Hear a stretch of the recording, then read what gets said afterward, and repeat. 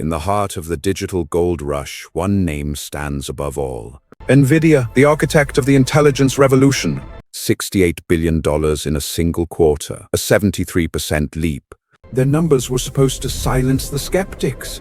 But instead of a victory lap, the market felt a sudden chill. Over just 2 days, the stock plummeted by 9.4%. The shares didn't just dip, they shivered, signaling that even perfection isn't enough to sustain this valuation. Because success can be a gilded cage. It depends on too few.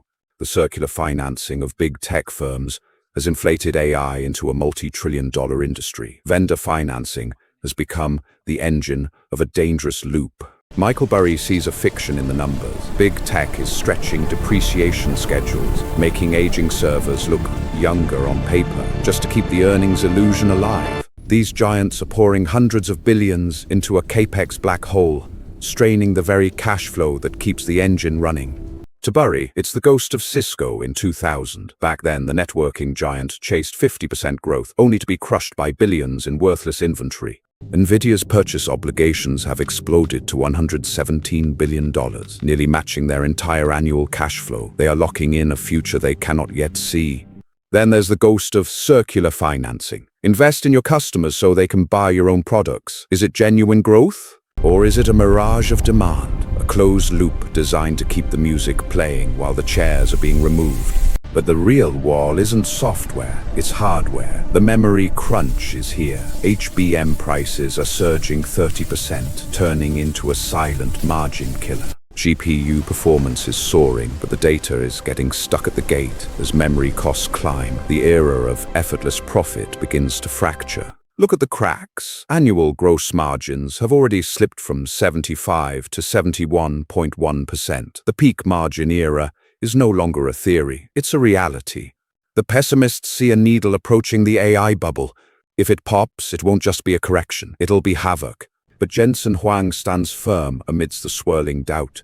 He says this isn't overheating, it's a garden finally blooming. Optimists like Dan Ives see a different story. To him, those $117 billion aren't a gamble, they are a strategic moat.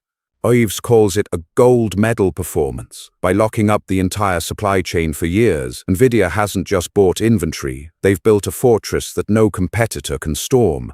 They believe we've simply hit the next phase of flight. While Burry hears the ghosts of 1999, Ives sees the dawn of 1995. He believes we are in the early innings of the fourth industrial revolution, not the final stage of a bubble.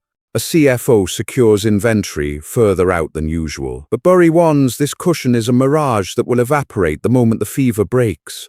AI is everywhere in headlines, but the world is questioning if the peak of this cycle is already behind us.